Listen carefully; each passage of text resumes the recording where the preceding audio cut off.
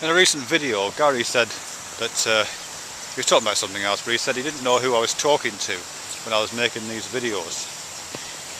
And that was also something that came up in a little video that it was a comment that Emblem of Being made, where he just pointed out that I talk differently when I talk to someone.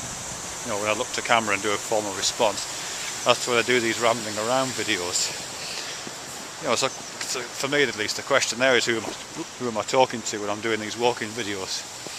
And I've been thinking about that. And I think there's two answers. I mean, the first answer, it's a bit depressing this, so I apologise if you're not in the mood for that kind of stuff.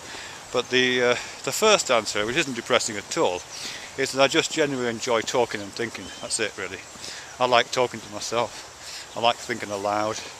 I find it easier to think when I think aloud, when I put the kind of words out there so I can see what they kind of feel it will look like, kind of.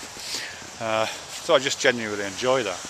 That's part of it. But the other thing is, I think it's the other reason why I'm doing these videos, I guess, or one of the motivators, is it's a kind of insurance policy against Alzheimer's disease, I think. That's kind of how I imagine it. Because obviously I don't know what's going to happen in the future. I might die when I'm 63 like my dad did, or I might live on till I'm 93 like my mum seems to be doing.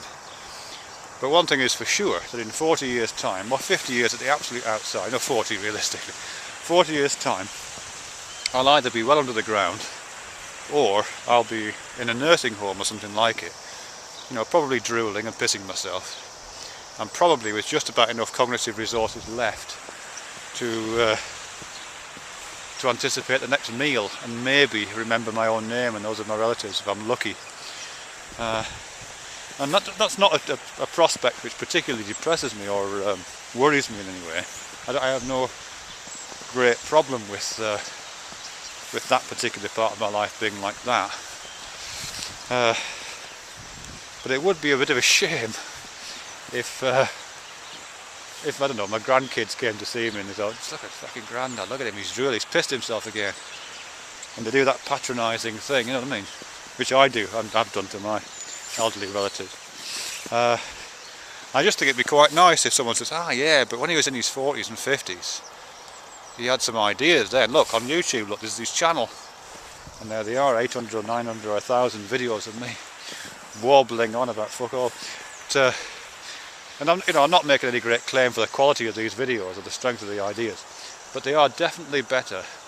I think my thinking is probably better now than it will be when I'm in my 90s, and when my major concerns are the next meal and my medication.